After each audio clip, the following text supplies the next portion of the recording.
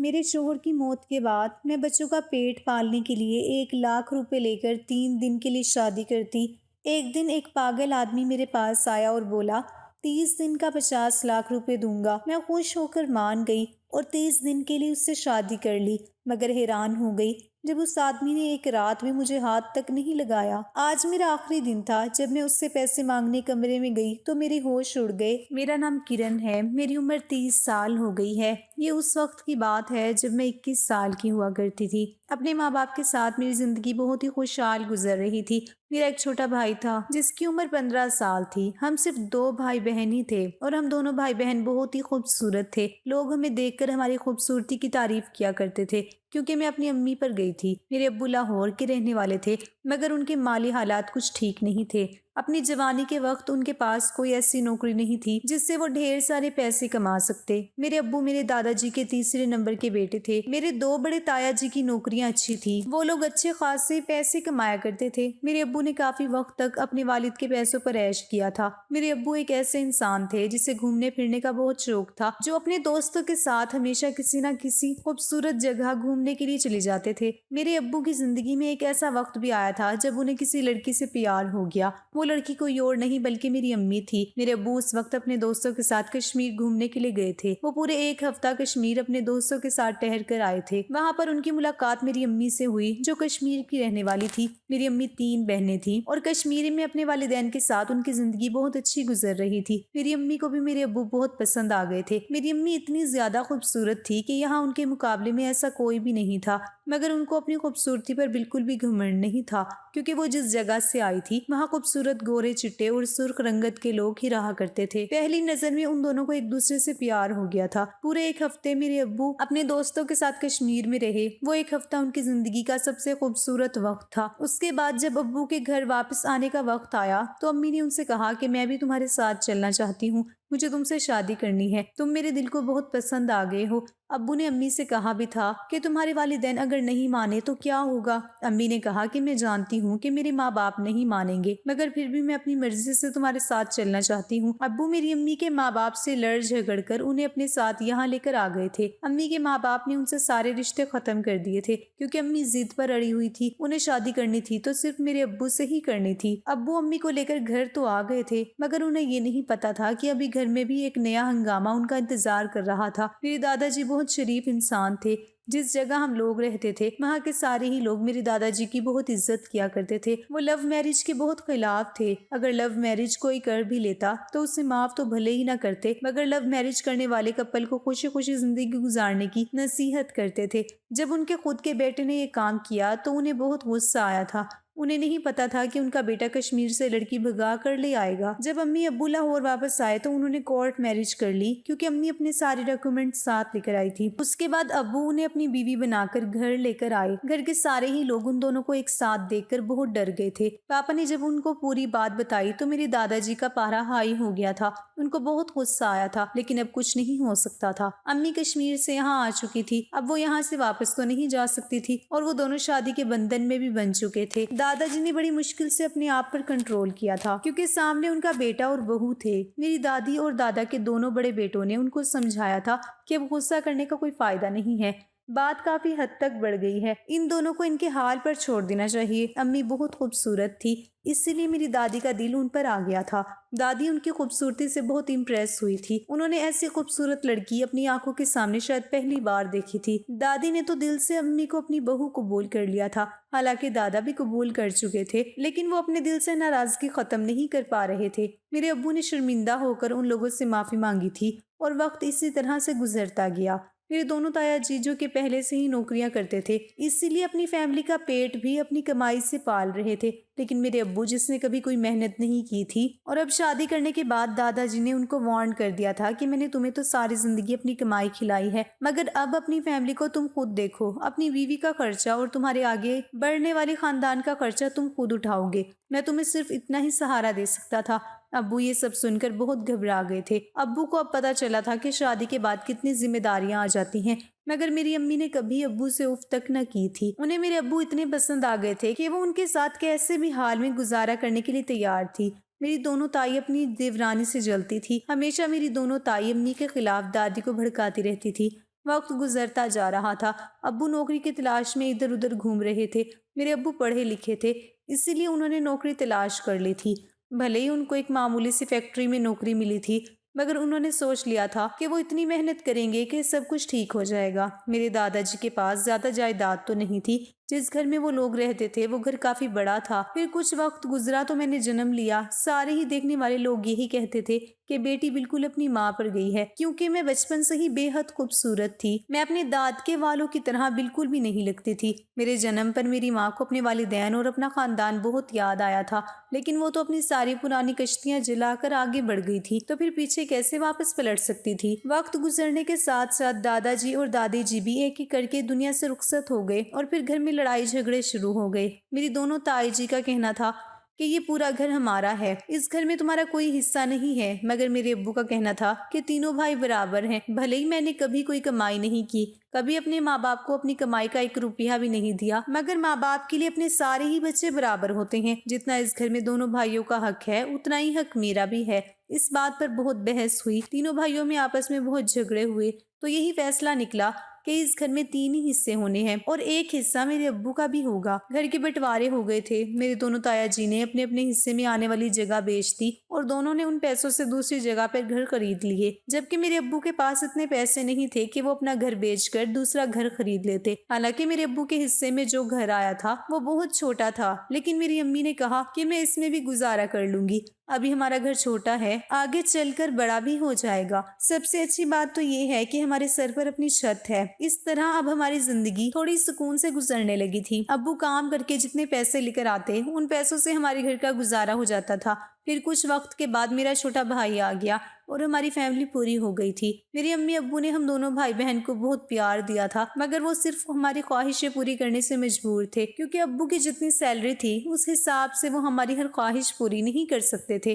پھر ایسا ہوا کہ وقت گزرتا گیا، میں اور میرا بھائی بڑے ہوتے گئے، ہم دونوں کی پڑھائی بھی پوری ہو گئی، اور اس بیچ ابو کا کام بھی پہلے سے اچھا ہو گیا۔ ابو اس فیکٹری سے نکل کر دوسری فیکٹری میں نوکری کرنے کے لیے چلے گئے، تو وہاں پر ان کی سیلری بہت اچھی تھی۔ میرے ابو کے دونوں بھائی ان سے کوئی تعلق نہیں رکھتے تھے۔ یہ ہمارا چھوٹا سا خاندان تھا، اور ہم ایک دوسرے کے لیے ہی سب کچھ تھے۔ میری عمر 21 سال ہوئی، میری ملاقات علی سے ہوئی۔ علی میرے کوچنگ سینٹر میں پڑھتا تھا، اور اس نے مجھے پہلی ہی نظر میں دیکھ کر پسند کر لیا تھا۔ میں اتنی خوبصورت تھی تو کوئی بھی مجھے آسانی سے پسند کر لیتا تھا، لیکن علی کی بات کچھ اور ہی تھی۔ علی ایک اچھا، ایماندار اور سمجھدار لڑکا تھا۔ اس نے مجھے نہ تو پریشان کیا تھا، نہ پرپوز کیا تھا، بس وہ میرا دوست بن گیا تھا، اور اسی دوستی کے بیچ میں اسے پسند کرنے لگی تھی، اور پھر وہ بھی مجھے پسند کرنے لگا، اور اس کے بعد ہم دونوں کی محبت شروع ہو گئی۔ میں اس کی محبت میں اتنی ڈوب چکی تھی کہ مجھے یہ دنیا حسین لگنے لگی تھی۔ بس ہمیشہ علی ہی علی دکھائی دیتا تھا۔ میری پڑھائی بھی کمپلیٹ ہونے والی تھی، کیونکہ میں BS کمپلیٹ کر چکی تھی، اور علی ابھی انجینئرنگ کر رہا تھا، اور اسے ابھی آگے اور پڑھنا تھا۔ وہ بھی میری ہی طرح ایک معمولی فیملی کا حصہ تھا، لیکن اس کے گھر میں فائنینشیل ایشوز بہت زیادہ تھے، کیونکہ وہ اپنے والدین کا اکلوتا بیٹا تھا، اور اس کے پاپا کو برین ٹیومر تھا، جس کی وجہ سے ان کا علاج چلتا رہتا تھا۔ علی ایک معمولی سی نوکری کرتا تھا، شاید جتنے پیسے کماتا وہ اس کے پاپا کے علاج پر لگ جاتے تھے۔ پہلے ہی اس کی سیلری بہت کم تھی، اور اسے پڑھائی بھی کرنی تھی، اور اپنی پڑھائی کا بوجھ بھی وہ اکیلا ہی اٹھا رہا تھا۔ وہ بیچارہ بہت پریشانیوں سے گھرا ہوا تھا۔ اسی بیچ اس کی مجھ سے ملاقات ہوئی تو وہ مجھے اپنا ہمدرد سمجھنے لگا تھا، کیونکہ میں اس کی تکلیفوں کو بہت اچھے طریقے سے سمجھتی تھی۔ اسی دوران مجھے پتا چلا کہ میری امی ابو میرے لیے رشتہ تلاش کر رہے ہیں۔ ابو کا کہنا تھا کہ اب تمہاری پڑھائی پوری ہو چکی ہے، اب ہم تمہیں گھر تو نہیں بٹھا سکتے، تمہاری عمر ٹھیک ہے، تم شادی کے لائق ہو گئی ہو۔ لیکن میں اتنی آسانی سے شادی کیسے کر سکتی تھی؟ میں تو علی سے محبت کرتی تھی۔ میں نے اس بارے میں فوراً ہی علی کو بتایا اور اسے اپنے گھر رشتہ لانے کے لیے کہا، تو علی کہنے لگا کہ میں ان ٹینشنوں میں تمہارے گھر رشتہ کیسے لا سکتا ہوں؟ ابھی میں اپنے پیروں پر پوری طرح سے کھڑا بھی نہیں ہوا ہوں، اوپر سے میرے پاپا کی بھی طبیعت خراب رہتی ہے۔ ایسی کنڈیشن میں اگر میں گھر والوں سے تمہارے بارے میں بات کروں گا تو میرے گھر میں میری کیا عزت رہ جائے گی؟ میں نے کہا علی تمہیں کچھ نہ کچھ تو کرنا پڑے گا، ورنہ میرے پیرنٹس میری شادی کہیں اور کر دیں گے۔ علی کہنے لگا کہ مجھے 1 ہفتے کا ٹائم دو، میں اپنے گھر پر بات کرتا ہوں۔ एक हफ्ता भी पूरा हो गया था। इधर मेरे अम्मी अब्बू मेरे लिए रिश्ता तलाश कर रहे थे और फिर उन्हें एक ऐसा रिश्ता मिल गया था जो उनकी उम्मीद से बढ़कर था। एक ऐसी फैमिली ने मुझे पसंद कर लिया था जो बहुत अमीर लोग थे। उन्हें जहेज से कोई मतलब नहीं था, ना मेरे घर के फाइनेंशियल हालात से कोई मतलब था। उन्हें सिर्फ अपने बेटे के लिए खूबसूरत लड़की चाहिए थी और मुझ जैसे खूबसूरत लड़की को देखकर उन्होंने पक्का इरादा कर लिया था कि वो मुझे अपने घर की बहू बना कर रहेंगे। वो लोग इतने अमीर थे कि अब्बू ने फैसला कर लिया था कि वो मेरी शादी यहीं करेंगे। मैंने जब ये बात अली को बताई तो वो अकेला ही मेरे घर में मेरी अम्मी अब्बू से बात करने के लिए आ गया था।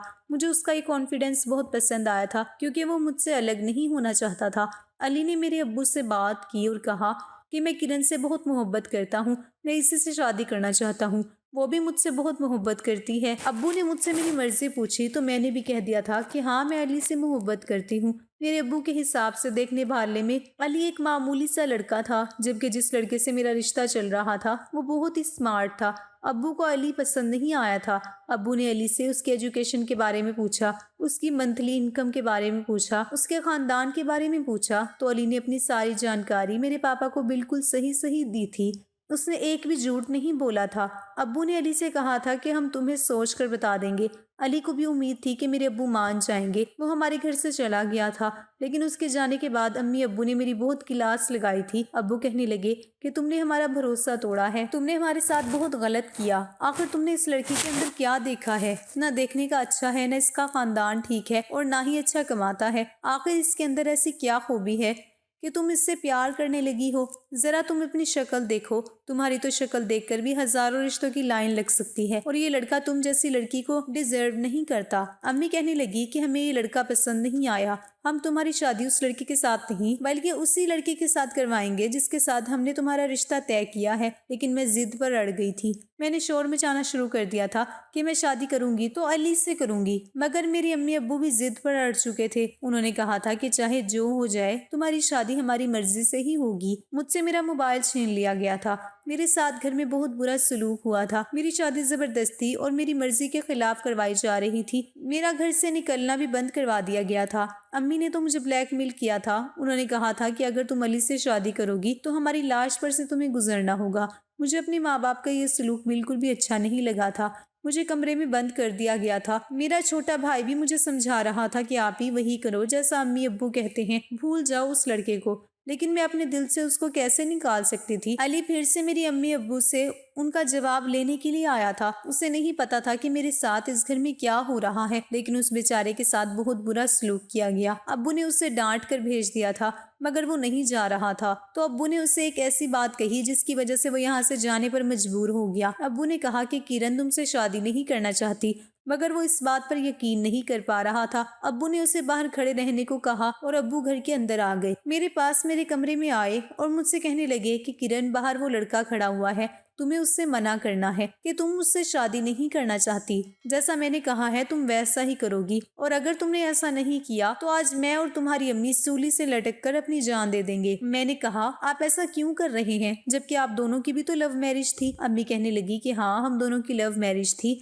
मगर हम दोनों ने बहुत सारी परेशानियों का सामना किया है, तब जाकर हमारी जिंदगी आसान हुई है। और जो परेशानियां हमने बर्दाश्त की हैं, हम नहीं चाहते कि हमारी बेटी भी उन्हीं परेशानियों का सामना करे। हम तुम्हारे भले के लिए ही ये सब कुछ कह रहे हैं। और उस लड़के की औकात क्या है? जिस जगह तुम्हारा रिश्ता तय हुआ है वो लड़का तुम्हें अपनी पलकों पर बिठा कर रखेगा, और ये लड़का तुम्हें सारी जिंदगी कोई खुशी नहीं दे सकता। तुम्हारे अब्बू ने मुझे खुशियां देने के लिए बहुत मेहनत की, और हर इंसान मेहनत नहीं कर सकता। कुछ लोग तो बीच रास्ते में हिम्मत हार जाते हैं, और फिर क्या बचता है? मोहब्बत। मोहब्बत से पेट नहीं भरता। मोहब्बत के साथ साथ पैसों का होना भी बहुत जरूरी है, जो कि उस लड़के के पास नहीं है। इसलिए तुम हमारी बात मान लो और जाकर उससे सारे ताल्लुक खत्म कर दो। कह दो उससे कि तुम्हारे पास कुछ नहीं है, इसलिए मैं तुमसे शादी नहीं कर सकती। अम्मी अब्बू ने मुझे इतना मजबूर कर दिया था कि मैं टूट कर रह गई थी, और फिर मजबूरन मैंने अपने आंसू साफ किए और जाकर अली का सामना किया। अली कहने लगा कि ये तुम्हारे अम्मी अब्बू क्या कह रही हैं?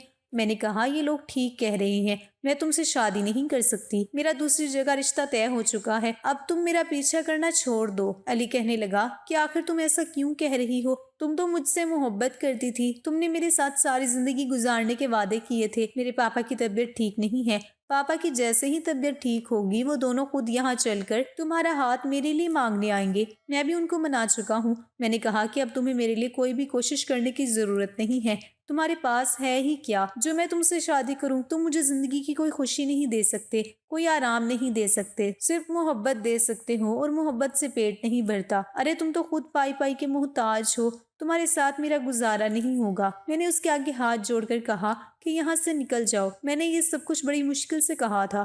وہ بیچارہ رونے لگا اور کہنے لگا کہ تم بہت گھمنڈی ہو۔ مجھے نہیں پتا تھا کہ تم میں دولت کا لالچ ہے۔ دولت ہی سب کچھ نہیں ہوتی، زندگی میں محبت کا ہونا بہت ضروری ہے۔ اس کی یہ ساری باتیں میری امی ابو کو پسند نہیں آئی۔ میرے ابو نے اسے دھکے مار کر میرے گھر سے نکال دیا اور میں خاموشی سے کھڑی ہوئی اسے دیکھتی رہی۔ میں اپنے کمرے میں آ کر بری طرح سے روئی تھی۔ میں علی کی نظروں میں غلط ثابت ہو گئی تھی، مگر وہ نہیں جانتا تھا کہ میں کس کنڈیشن سے گزری تھی۔ وقت گزرتا جا رہا تھا اور میری شادی ناصر نام کے لڑکے کے ساتھ طے ہو گئی تھی۔ علی کے ساتھ جو کچھ بھی ہوا تھا اس کے لیے میں نے سوچ لیا تھا کہ میں خود کو کبھی معاف نہیں کروں گی اور کبھی اپنے پیرنٹس کو پلٹ کر نہیں دیکھوں گی۔ میرے گھر میں میری شادی کی تیاریاں شروع ہو گئی تھی اور میری شادی کا دن بھی آ گیا تھا۔ اپنے ماں باپ کے کہنے کے مطابق میں نے شادی تو کر لی تھی، لیکن میں ایک پتھر کی مورت بن گئی تھی جس سے نہ تو کوئی دکھ تھا اور نہ ہی کوئی خوشی۔ علی نے بھی مجھے دوبارہ کبھی پلٹ کر کانٹیکٹ کرنے کی کوشش نہیں کی تھی۔ وہ مجھ سے کانٹیکٹ کرتا بھی تو کہاں سے؟ میرے پاس نہ تو موبائل تھا اور نہ ہی میں گھر سے باہر نکل رہی تھی۔ وہ کبھی پلٹ کر میرے گھر بھی نہیں آیا۔ اس کے بعد کبھی میرا اس سے دوبارہ سامنا نہیں ہوا۔ وقت ایسا آ گیا تھا کہ مجھے اس کو بھولنے پر مجبور ہونا پڑ گیا۔ شادی کی ساری رسمیں ہو چکی تھی، میری رخصتی کا وقت آ گیا تھا۔ رخصتی کے وقت امی ابو اور میرا بھائی مجھ سے لپٹ کر بہت روئے تھے، مگر میری آنکھ سے ایک آنسو بھی نہیں ٹپکا تھا۔ ان لوگوں نے مجھے سدا خوش رہنے کی دعائیں دی تھی۔ پلٹ کر میں نے بھی ان سے کہہ دیا تھا کہ آپ کو دعا دینے کی ضرورت نہیں ہے، آپ نے میری شادی امیر لڑکے کے ساتھ کروائی ہے تو میری زندگی میں ہمیشہ خوشیاں ہی رہیں گی۔ میں شادی کے بعد کبھی پلٹ کر آپ لوگوں کے پاس نہیں آؤں گی۔ میں نے آپ سے سارے رشتے ختم کر دیے۔ میرے منہ سے یہ باتیں سن کر میرے امی ابو رونے لگے اور کہنے لگے کہ بیٹا ہم نے یہ سب تمہارے فائدے کے لیے کیا، مگر مجھے ایسے فائدے کی کوئی ضرورت نہیں تھی جس کی وجہ سے میں خوش بھی نہیں ہو سکتی تھی۔ شادی ہو کر جب میں اپنے سسرال گئی تو سسرال میں سب کچھ بالکل ٹھیک تھا۔ میری زندگی کی شروعات بھی ہو چکی تھی۔ ناصر مجھے ہر طرح سے خوش رکھنے کی کوشش کرتا تھا، لیکن میرے چہرے سے تو خوشی کہیں غائب ہو گئی تھی۔ فی الحال ناصر کے ساتھ میری زندگی اچھی گزرنے لگی۔ میں نے خود کو سمجھا لیا تھا کہ اب جو بھی ہے جیسا بھی ہے یہی میرا گھر ہے اور یہی میرا شوہر ہے۔ ناصر ایک اچھے شوہر ثابت ہوئے تھے۔ ان کا رویہ میرے ساتھ بہت اچھا رہتا تھا، لیکن ان کی ماں کا رویہ مجھے بالکل بھی پسند نہیں تھا، جو مجھ سے بات کرنا بھی پسند نہیں کرتی تھی۔ شادی کے بعد مجھے پتا چلا تھا کہ ناصر کی ماں اس کی سگی ماں نہیں بلکہ سوتیلی ماں ہے۔ وہ اس بات کا بدلہ نہ جانے میرے ساتھ کیوں لیتی تھی۔ شاید انہیں گھر میں میری موجودگی پسند نہیں تھی۔ ناصر کے پاپا زیادہ تر آفس میں ہوتے تھے، گھر میں اور میری ساس ہی ہوتے تھے۔ کچھ وقت کے بعد مجھے ماں بننے کی خوشی ملی۔ میں نے بیٹے کو جنم دیا تھا۔ میری اس خوشی پر میری امی ابو بھی شامل ہونے آئے تھے، لیکن میں نے ان کو کہہ دیا تھا کہ آگے میری زندگی میں یا میرے گھر میں شامل ہونے کی کوشش مت کرنا۔ وہ لوگ جانتے تھے کہ ان کی بیٹی ان سے ناراض ہے، مگر ان کا ماننا تھا کہ اب تمہیں ناراضگی ختم کر دینی چاہیے، تم بہت اچھی رہتی ہو۔ مجھے ان کو پلٹ کر نہیں دیکھنا تھا۔ میں بھلے ہی اچھی رہتی تھی لیکن میں خوش نہیں تھی۔ میں صرف فارمیلٹی نبھانے کے لیے اور زندگی کو گزارنے کے لیے ناصر کی بیوی تھی۔ میرا بیٹا میری زندگی میں آ گیا تو زندگی خوشحال ہو گئی اور میں نے اپنی شادی شدہ زندگی کو قبول کر لیا۔ ساس کا رویہ ابھی بھی میرے ساتھ ٹھیک نہیں تھا۔ وہ میرے شوہر کے پیچھے اور سسر کے پیچھے مجھے بہت باتیں سنایا کرتی تھی۔ میں سب کچھ برداشت کرتی تھی۔ پھر کچھ سال گزرنے کے بعد میں نے ایک بیٹی کو جنم دیا۔ میرے شوہر اپنے بچوں سے بہت خوش رہتے تھے۔ اب میں بھی خوش رہنے لگی تھی، لیکن میری خوشیاں مجھے زیادہ دن راست نہیں آئی۔ میرے شوہر کے ساتھ ایک بھیانک حادثہ ہو گیا اور اس حادثے میں ان کی جان چلی گئی۔ جب یہ خبر مجھے پتا چلی تو میری ہوش بے قابو ہو گئے تھے۔ میرے پاس چھوٹے چھوٹے بچے تھے، میرے بچے یتیم ہو چکے تھے۔ یہی سوچ سوچ کر میرا حال بے حال تھا۔ میرے شوہر مجھے اور بچوں کو چھوڑ کر چلے گئے۔ یہ سب میں برداشت نہیں کر سکتی تھی، پھر بھی میں نے خود کو بچوں کی خاطر سنبھال لیا تھا۔ میرے شوہر کے ساتھ میں نے پورے 5 سال گزارے تھے اور ان 5 سالوں میں انہوں نے کبھی مجھے کوئی پریشانی نہیں ہونے دی تھی، لیکن ان کے مرنے کے بعد ان کی ماں کا رویہ میرے ساتھ اور زیادہ خراب ہو گیا۔ ان کی سوتیلی ماں اپنے شوہر اور بیٹے کی پوری جائیداد پر خود قبضہ کرنا چاہتی تھی۔ وہ سمجھ گئی تھی کہ اب آگے ناصر کے بھی بچے ہیں اور یہ سب کچھ ناصر کے مرنے کے بعد اس کے بچوں کا ہی ہوگا، اسی لیے اس نے چالاکی سے مجھے گھر سے نکال دیا، میرے ساتھ بہت برا سلوک کیا۔ میرے سسر جی جو مجھے بہت اچھا سمجھتے تھے، لیکن میری ساس نے میرے شوہر کے مرنے کے بعد مجھ پر چوری کا الزام لگایا اور میرے سسر کے سامنے یہ بات کلیئر کر دی کہ چوری میں نے ہی کی ہے، مگر میں نے چوری نہیں کی تھی۔ انہوں نے کہا کہ اب ہمارا ناصر تو اس دنیا سے ہی جا چکا ہے، اس لڑکی کا ہمارے گھر میں کوئی کام نہیں ہے، نہ ہی ہمیں اس کے بچے چاہیے اور نہ ہی یہ ہمارے گھر میں رہ سکتی ہے۔ میرے سسر کے دل میں بھی میری ساس نے خوب نفرت بھر دی تھی اور اس طرح میں اس گھر سے بے سہارا ہو گئی تھی۔ مجھے گھر سے نکال دیا گیا تھا، میں سڑکوں پر اپنے بچوں کو لے کر ادھر سے ادھر بھٹک رہی تھی۔ میری سمجھ نہیں آ رہا تھا کہ میں کیا کروں، کہاں جاؤں۔ اپنے میکے والوں کے پاس بھی نہیں جا سکتی تھی کیونکہ میں بہت خوددار ہو چکی تھی۔ وقت اور حالات سے لڑنا میں نے سیکھ لیا تھا۔ میرے گھر والوں نے جتنی کوشش کی تھی کہ میں خوش رہوں گی، اچھی رہوں گی، اتنی ہی میری قسمت خراب نکلی تھی۔ اب میں بچوں کو لے کر در در کی ٹھوکریں کھا رہی تھی۔ میرے بچے بھوک سے بلک رہے تھے۔ میں سڑک کے کنارے ان کو لے کر بیٹھی تھی۔ پھر مجھے اپنی ایک دوست کا گھر یاد آیا۔ میں اپنے بچوں کو لے کر وہاں چلی گئی تھی۔ وہ میرے کالج کی فرینڈ تھی۔ کافی ٹائم کے بعد میرا اس سے سامنا ہونے جا رہا تھا۔ میں سوچ رہی تھی کہ وہ میری مدد کرے گی بھی یا نہیں۔ میں اس کے گھر گئی تو وہ مجھے دیکھتے ہی پہچان گئی تھی۔ اس کے گھر میں اس کی فیملی بھی رہتی تھی۔ سب لوگ اپنے اپنے کاموں میں مصروف تھے۔ وہ مجھے اور میرے بچوں کو لے کر اپنے روم میں چلی گئی اور وہاں جانے کے بعد ہم لوگ آپس میں باتیں کرنے لگے۔ وہ مجھے دیکھ کر پریشان ہو گئی اور پوچھنے لگی کہ کیا ہوا، آج تو میرے گھر کیسے آ گئی؟ پھر میں نے اسے بتایا کہ میں بہت پریشان ہوں، میرے بچے کل سے بھوکے ہیں، سڑک پر ہی اپنا وقت گزار رہی ہوں، تم سے مدد چاہیے تھی، میرے رہنے کا اور میری نوکری کا کہیں بندوبست کروا دو۔ جب اس نے یہ بات سنی تو اس نے بچوں کے لیے کھانا منگوایا۔ میرے دونوں بچوں نے پیٹ بھر کر کھانا کھا لیا تھا۔ اس نے کہا کہ نوکری کے لیے تو میں تمہاری بات کر لوں گی، مگر اس وقت کوئی پوسٹ خالی نہیں ہے اور رہنے کا بندوبست بھی میں تمہارا کہاں کروا سکتی ہوں، میں تو خود اس گھر میں رہتی ہوں، تمہارے پاس اگر پیسے ہوں تو تمہیں رینٹ کا گھر دلوا سکتی ہوں۔ میں نے اسے منع کر دیا اور کہا کہ میرے سسرال والوں نے مجھے خالی ہاتھ ہی گھر سے نکال دیا، میرے پاس کچھ بھی نہیں ہے۔ اس نے مجھے تھوڑے سے پیسے دیے اور کہنے لگی کہ اس کے علاوہ میں تمہاری اور کوئی مدد نہیں کر سکتی۔ اس نے میرے بچوں کو کھانا کھلایا تھا، ان کو پیسے دے دیے تھے، یہی میرے لیے کافی تھا۔ میں اس کے گھر سے جانے لگی تو وہ کہنے لگی کہ کرن آخر تم کب تک اپنی زندگی اس طرح سے گزارو گی؟ تمہارے چھوٹے چھوٹے بچے ہیں، تمہیں سہارے کی ضرورت ہے، تمہیں دوسری شادی کر کے اپنا گھر بسا لینا چاہیے۔ میں نے کہا دوسری شادی مجھ سے بھلا کون کرے گا؟ میرے بچے ہیں اور 2 بچوں کی ماں سے کون شادی کرتا ہے؟ میری دوست اریبہ نے مجھ سے کہا کہ کیوں نہیں کرتا؟ اس دنیا میں بہت سارے ایسے لوگ ہیں جن کی بیویاں مر جاتی ہیں، شادی نہیں چل پاتی یا پھر کسی وجہ سے ان کی شادی نہیں ہو پاتی، تو پھر ایسے لوگ تم جیسی لڑکیوں کا ہی تو ساتھ چاہتے ہیں جو ان کے گھر کو سنبھال سکے۔ میں نے کہا کہ میں شادی نہیں کرنا چاہتی، مجھے صرف پیسہ کمانا ہے۔ پھر اریبہ نے مجھے ایک آئیڈیا دیا۔ اس نے کہا کہ تمہیں شادی بھی نہیں کرنی اور پیسہ بھی کمانا ہے تو تم کسی ایسے انسان سے شادی کیوں نہیں کر لیتی جو صرف پیسہ دے کر صرف اپنی ضرورت کے لیے شادی کرے۔ میں نے چونک کر اریبہ کو دیکھا۔ میں نے کہا کیا اس دنیا میں ایسے بھی لوگ ہوتے ہیں؟ تو وہ کہنے لگی کہ ہاں، ایسے بہت سارے ضرورت مند لوگ ہوتے ہیں جو صرف ضرورت کے لیے اپنی شادی کرتے ہیں، کوئی کنٹریکٹ شادی، جیسے کہ کچھ دن کا کنٹریکٹ اور تم چاہو تو اپنی فیس لے سکتی ہو۔ میں تو اس کی بات سن کر چونک گئی تھی، لیکن یہ آئیڈیا میرے دماغ میں آ گیا تھا۔ میں نے سوچ لیا تھا کہ میں اسی طرح سے کما لوں گی۔ آخر میں کس طرح اپنے بچوں کو سڑکوں پر پھرنے دوں؟ ضرورت کے لیے ہی صحیح، مگر میرے پاس اپنے بچوں کی پرورش کرنے کے لیے پیسے تو آ جائیں گے۔ ویسے بھی میرے پاس کوئی دوسرا سہارا نہیں تھا۔ اپنے بچوں کی خاطر ایک عورت کیا کچھ نہیں کرتی؟ اپنے گھر والوں سے تو مجھے کوئی مدد لینی نہیں تھی، اس لیے میں نے اریبہ کی مدد سے کچھ ایسے لوگوں سے بات کی جو اپنی ضرورت پوری کرنے کی خاطر کچھ دن کے لیے مجھے اپنی بیوی بنانا چاہتے تھے۔ مجھے یہ بھی احساس ہوا کہ میں نے ناصر کے سامنے کبھی بھی اس سے اپنی محبت کا اظہار نہیں کیا۔ میں کرتی بھی تو کیسے جب میں اس سے محبت کرتی ہی نہیں تھی۔ میں نے معمولی طور پر شادی کرنے کا سوچا کیونکہ اس طرح لوگوں کی خواہش بھی پوری ہو جاتی اور میں ان کے سر پر بوجھ بھی نہیں بنتی۔ میرا سامنا ایک آدمی سے ہوا جو کافی بڑا تھا۔ اسے دیکھ کر میری آنکھوں میں آنسو بھی آ گئے تھے۔ وہ میری خوبصورتی کا دیوانہ ہو گیا تھا اور اس نے مجھے اپنی بیوی بنانے کا کہا، مگر میں نے اس سے پہلے ہی بتا دیا تھا کہ میں تمہاری بیوی صرف 3 دن کے لیے ہی بنوں گی۔ میری فیس 3 دن کے لیے 3 لاکھ ہے۔ مجھ جیسی خوبصورت لڑکی کے ساتھ وقت گزارنے کے لیے تو ہر کوئی بے چین رہتا تھا، تو پھر امیر لوگ بھی مجھ پر آسانی سے پیسہ لٹا سکتے تھے۔ وہ بوڑھا آدمی مان گیا تھا اور اس طرح میری شادی اس کے ساتھ 3 دن کے کنٹریکٹ پر ہو گئی۔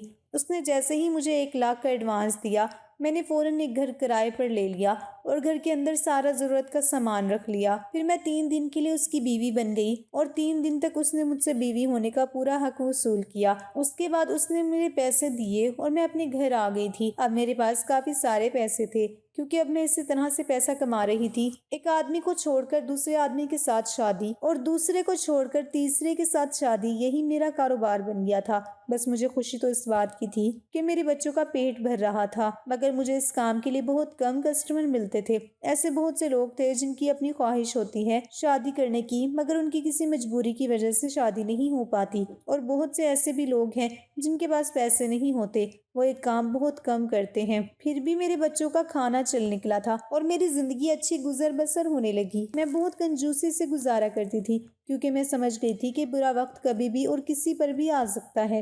برے وقت کے لیے ہمیشہ پیسے بچا کر رکھنے چاہیے۔ میری دوست کا تو میں نے بہت شکریہ ادا کیا تھا، بھلے ہی وہ میری مدد نہ کر سکی تھی، مگر اس نے مجھے پیسے کمانے کا طریقہ سکھا دیا تھا۔ میں جانتی تھی کہ میرے پیسے کمانے کا طریقہ غلط ہے، لیکن مجھ جیسی مجبور عورت اور کیا کرتی؟ ویسے بھی خوبصورت عورت کو اس دنیا کے بھیڑیے اپنی نظروں سے نوچ ڈالتے ہیں۔ اس سے پہلے میں نے خود ہی اسی کام کو اپنا دھندا بنا لیا تھا۔ ایک دن میرے گھر کے دروازے پر دستک ہوئی تو میری بیٹی دروازہ کھولنے کے لیے چلی گئی، کہنے لگی کہ ماما آپ سے کوئی ملنے کے لیے آئے ہیں۔ میں دروازے کی طرف بڑھی، عجیب سے حلیے میں ایک مرد تھا۔ اس کو دیکھ کر میں حیران رہ گئی۔ اس کی داڑھی بڑھی ہوئی تھی، جبکہ بال بھی بکھرے بکھرے سے تھے۔ میں نے کہا کہ کون؟ تو وہ کہنے لگا کہ میں نے سنا ہے کہ تم پیسوں کے لیے شادی کرتی ہو اور تمہارا صرف 3 دن کا ہی کانٹریکٹ ہوتا ہے۔ میں نے ادھر ادھر دیکھتے ہوئے اطمینان کیا کہ کہیں کوئی محلے دار یا میرے بچے تو موجود نہیں ہیں، مگر وہاں پر کوئی نہیں تھا۔ تسلی کرنے کے بعد میں نے اس سے کہا کہ جی ہاں، آپ بالکل صحیح کہہ رہے ہو، میں ایسا ہی کرتی ہوں۔ کیا تم بھی مجھ سے شادی کرنا چاہتے ہو؟ تو وہ کہنے لگا کہ ہاں، لیکن میں تم سے 3 دن کے لیے نہیں بلکہ پورے 1 مہینے کے لیے شادی کرنا چاہتا ہوں۔ میں نے کہا کہ میں اتنا لمبا کانٹریکٹ نہیں رکھتی۔ اس نے کہا کہ پیسے کی خاطر جب تم خود کو دوسروں کے حوالے کر سکتی ہو، دوسروں سے شادی کر سکتی ہو، تو کیا اپنا وقت آگے نہیں بڑھا سکتی؟ میں نے اسے چونک کر دیکھا، وہ خاموش ہو گیا۔ پھر تھوڑی دیر کے بعد بولا، تم 1 دن کے 1 لاکھ کماتی ہو نا؟ میں تمہیں 1 مہینے کے 50 لاکھ دوں گا۔ اس کی بات سن کر تو میں حیران رہ گئی تھی۔ 50 لاکھ تو ایک بہت بڑی رقم تھی۔ اتنے پیسے اگر میرے پاس آ جاتے تو میں اپنے بچوں کا مستقبل سدھار سکتی تھی، کوئی کاروبار بھی کر سکتی تھی، اور پھر شاید مجھے ساری زندگی کبھی کوئی غلط کام کرنے کی ضرورت ہی نہ پڑتی۔ میں نے سوچا کہ اس طرح میری پوری زندگی بدل جائے گی۔ میں نے اس مرد کی بات مان لی اور اس سے شادی بھی کر لی۔ وہ مجھے اور میرے بچوں کو اپنے ساتھ اپنے گھر لے گیا تھا، مگر بڑی عجیب بات تھی کہ جس کام کے لیے اس نے مجھ سے شادی کی تھی، اس کام کو اس نے کبھی انجام ہی نہیں دیا تھا۔ اس نے تو صرف مجھے اور میرے بچوں کو اپنے گھر لے جا کر رکھ لیا تھا۔ وہاں ہمیں پیٹ بھر کر کھانا مل رہا تھا، ہماری ساری ضرورتیں پوری ہو رہی تھی۔ اس نے تو مجھے ہاتھ تک نہیں لگایا تھا، یہاں تک کہ وہ میرے بچوں کے ساتھ بھی بہت اچھے سے پیش آتا تھا۔ وہ گھر میں بھی کم رکتا تھا، اس کے گھر میں کوئی بھی نہیں تھا اور گھر بہت بڑا تھا۔ سارا دن وہ اپنا گھر میرے اور میرے بچوں کے حوالے چھوڑ کر چلا جاتا تھا۔ وہ میرے بچوں سے بھی ہنس ہنس کر باتیں کرتا، ان کے لیے تحفے لے کر آتا تو میرے بچے بہت خوش ہو جاتے تھے۔ میں سمجھ نہیں پائی تھی کہ یہ کون ہے اور میرے ساتھ ایسا کیوں کر رہا ہے، لیکن مجھے اس سے کوئی مطلب نہیں تھا۔ اس کا رویہ بھی بڑا عجیب تھا۔ میں تو اس گھر میں صرف چند دن کی مہمان تھی، مجھے اس کے صرف پیسوں سے مطلب تھا۔ اس کے گھر میں اسی حساب سے چلتی تھی جیسا وہ کہتا تھا۔ اگر وہ میرے قریب آنا چاہتا تو میں اسے روک بھی نہیں سکتی تھی اور اسے اپنے قریب آنے کی اجازت بھی دیتی تھی، مگر وہ خود ہی میرے قریب نہیں ہوا۔ 1 مہینہ پورا ہو گیا تھا اور اب میرے اس کے گھر سے جانے کا وقت بھی پورا ہو چکا تھا۔ اب مجھے اس سے اپنے پیسے لینے تھے اور اس کے ساتھ اپنے رشتے بھی ختم کرنے تھے۔ اس دن وہ اپنے گھر میں موجود نہیں تھا، میں تو ابھی تک اس کا نام بھی نہیں جانتی تھی، لیکن جب رات کے وقت وہ گھر آیا تو میں نے اس سے کہا کہ مجھے میرے پیسے دے دو اور اس رشتے سے مجھے آزاد کر دو، میرا ٹائم پورا ہو چکا ہے۔ اس نے کہا کہ میں تمہیں آزاد نہیں کروں گا اور نہ ہی تمہیں کوئی پیسہ ملے گا۔ میں نے کہا یہ کیا حرکت ہوئی؟ تم نے کہا تھا کہ تم 1 مہینے کے لیے مجھ سے شادی کرنا چاہتے ہو اور اس کی قیمت تم مجھے 50 لاکھ دو گے، یہ تم ٹھیک نہیں کر رہے ہو۔ وہ میرے قریب آیا، اس نے میرے کندھوں سے مجھے پکڑا اور مجھے جھنجھوڑ کر کہنے لگا کہ تم نے جو میرے ساتھ کیا وہ سب کیا تھا؟ میں نے اسے آنکھیں پھاڑ کر دیکھا۔ اس نے اپنے چہرے سے نکلی داڑھی منہ سے ہٹانی شروع کی۔ اس کے بعد اس کا اصلی روپ میرے سامنے آ گیا تھا۔ اسے دیکھ کر میری آنکھیں تو سچ میں پھٹی کی پھٹی رہ گئی تھی، کیونکہ وہ انسان تو علی تھا۔ وہ کہنے لگا کہ تم مجھے پہچاننے میں کیسے غلطی کر سکتی ہو؟ میں تو تمہیں پہلی نظر میں ہی پہچان گیا تھا۔ 5 سال بعد بھی تم نہیں، مگر وقت اور حالات نے مجھے ضرور بدل دیا۔ میں بدلا صرف تمہاری وجہ سے ہوں۔ تم نے اسی دولت کی وجہ سے مجھے چھوڑ دیا تھا نا۔ آج دیکھو قسمت نے تمہیں کس مقام تک پہنچا دیا کہ تم ایک کریکٹر لیس بن گئی ہو۔ وہ یہ کہہ کر زور زور سے ہنسنے لگا اور کہنے لگا کہ اچھا ہوا تم جیسی کریکٹر لیس لڑکی سے میری شادی نہیں ہوئی، جو دولت کی لالچ میں اتنی اندھی ہو گئی ہے کہ لوگوں سے شادی کرنے پر اتر آئی۔ 3 دن کا کانٹریکٹ۔ یہ کہہ کر وہ ہنسنے لگا۔ مجھے تو وہ کوئی پاگل انسان لگ رہا تھا۔ مجھے اس کو دیکھ کر بہت غصہ آیا، میرا خون کھول رہا تھا۔ میں نے اس کے منہ پر تھپڑ مار دیا اور کہا کہ تم میرے کریکٹر پر سوال اٹھا رہے ہو، میں یہ سب برداشت نہیں کروں گی اور ایسا کرنا میری بہت بڑی مجبوری ہے۔ وہ کہنے لگا کہ اچھا تو پھر تمہاری وہ دولت کہاں گئی جس کی خاطر تم نے مجھے چھوڑا تھا؟ تمہارا شوہر کہاں گیا جس کے ساتھ تمہارے ماں باپ نے تمہاری شادی کروائی تھی؟ وہ تو بہت امیر تھا نا، وہ تو تمہیں ساری زندگی کی خوشیاں دے سکتا تھا۔ تو کیا ہوا؟ تم یہ کام کیوں کر رہی ہو؟ تمہاری محبت جھوٹی تھی، تم جھوٹی ہو اور تم ہمیشہ ایسی ہی رہو گی۔ آج مجھے دیکھو، تمہاری اس انسلٹ نے مجھے بدل کر رکھ دیا۔ تم نے مجھے چھوڑ دیا۔ میں گھر گیا تو میرے پاپا کی موت ہو چکی تھی۔ پاپا کی موت پر میں بہت صدمے میں آ گیا تھا۔ پاپا کے مرنے کے کچھ وقت کے بعد ماما بھی اس دنیا سے چلی گئی اور پھر میں پوری طرح سے اکیلا رہ گیا تھا۔ میں نے اپنا گھر بیچ دیا اور پھر میں اپنی پڑھائی پوری کرنے کے لیے لندن چلا گیا۔ وہاں جا کر میں نے اپنی نئی دنیا بسائی، اپنے آپ کو بدل لیا، اپنے کیریئر پر دھیان دیا اور آج دیکھو میں کامیاب بزنس مین بن چکا ہوں۔ میں کچھ وقت کے لیے یہاں آیا ہوا تھا۔ جب مجھے پتا چلا کہ تم اس طرح کے کام کرنے لگی ہو تو میں نے سوچا کہ کیوں نہ میں اپنا بدلہ تم سے لے لوں، لیکن اب تم کیا ہو؟ تمہاری تو کوئی حیثیت ہی نہیں ہے۔ میں نے کہا کہ اچھی بات ہے کہ تم بزنس مین بن گئے ہو، لیکن تم آج بھی وہی انسان ہو جس کو کبھی میری محبت دکھائی ہی نہیں دی۔ تم جیسا انسان میری محبت نہیں سمجھ پایا۔ وہ کہنے لگا کہ تم نے مجھ سے محبت نہیں کی تھی۔ اگر تم مجھ سے محبت کرتی تو اس دن اپنے ابو کے سامنے اس بات کو قبول کرتی، نہ کہ مجھے ذلیل کر کے اپنے گھر سے نکلواتی۔ میں نے کہا کہ تم غلط سمجھ رہے ہو، تمہیں لگتا ہے کہ میں جھوٹ بول رہی ہوں۔ یہ میرے بچے ہیں، میرے گھر والوں نے زبردستی میری شادی کروائی تھی اور میں مجبور ہوں یہ کام کرنے کے لیے۔ مجھے شوق نہیں ہے لوگوں سے شادی کر کے ان سے پیسے حاصل کرنے میں۔ میں بہت خوبصورت ہوں، یہ بات میں جانتی ہوں، لیکن میری خوبصورتی کو اس دنیا کے لوگ نوچ ڈالیں گے، میرے کردار پر سوال اٹھائیں گے، میرے بچوں کو بھوکا رکھا جائے گا، پھر بھی میں بدنام ہو جاؤں گی۔ اسی لیے میں نے بدنامی کا راستہ چنا۔ یہاں سے کم پیسے تو حاصل ہو سکتے تھے۔ لوگوں سے شادیاں کرنا میری مجبوری تھی کیونکہ مجھے پیسے مل رہے تھے۔ میرے گھر والوں نے میری شادی ناصر کے ساتھ اسی لیے کروائی تھی تاکہ لو میرج کرنے کے بعد جو پریشانیاں انہوں نے جھیلی ہیں وہ پریشانی مجھے نہ جھیلنی پڑے۔ ان لوگوں نے مجھے بلیک میل کیا تھا۔ انہوں نے کہا تھا کہ مجھے تم سے یہاں سے جانے کو کہنا ہوگا اور مان لینا ہوگا کہ میں تم سے محبت نہیں کرتی۔ اگر میں ایسا نہیں کرتی تو میری امی ابو کا کہنا تھا کہ وہ اپنی جان لے لیں گے۔ ان لوگوں کی خوشی کی خاطر میں نے تمہارے ساتھ وہ سب کچھ کیا، تمہاری بے عزتی کروائی اور خود بھی کی۔ تم تو وہاں سے چلے گئے، مگر میں نے کتنی مشکل سے ناصر کے ساتھ شادی کی یہ میں ہی جانتی ہوں۔ اس کے ساتھ میں خوش نہیں تھی، لیکن پھر بھی میں نے اس کے ساتھ گزارا کیا۔ اس کے ساتھ میرے بچے ہوئے، بچوں کی خاطر میں نے اپنے آپ کو سنبھالنا سیکھ لیا، لیکن وقت کو شاید کچھ اور ہی منظور تھا۔ کچھ وقت کے بعد میرا شوہر ایک حادثے میں مر گیا۔ میرے سسرال والوں نے مجھے گھر سے نکال دیا۔ میں سڑکوں پر اپنے بچوں کو لے کر ٹہل رہی تھی۔ میرے بچوں کو 2 وقت کا کھانا کھلانے والا بھی کوئی نہیں تھا، اس لیے میں نے یہ کام کیا۔ ایک ماں اپنے بچوں کے لیے مجبور ہو کر کچھ بھی کر سکتی ہے۔ ہاں میں خود غرض ہو گئی تھی صرف اپنے بچوں کے لیے۔ ہاں مجھے دولت چاہیے تھی صرف اپنے بچوں کے لیے، مگر میں دولت کی اتنی بھی بھوکی نہیں ہوں کہ تمہیں دھوکہ دوں۔ میں نے اس دولت کی خاطر تمہیں دھوکہ نہیں دیا۔ میں تو تم سے آج بھی محبت کرتی ہوں۔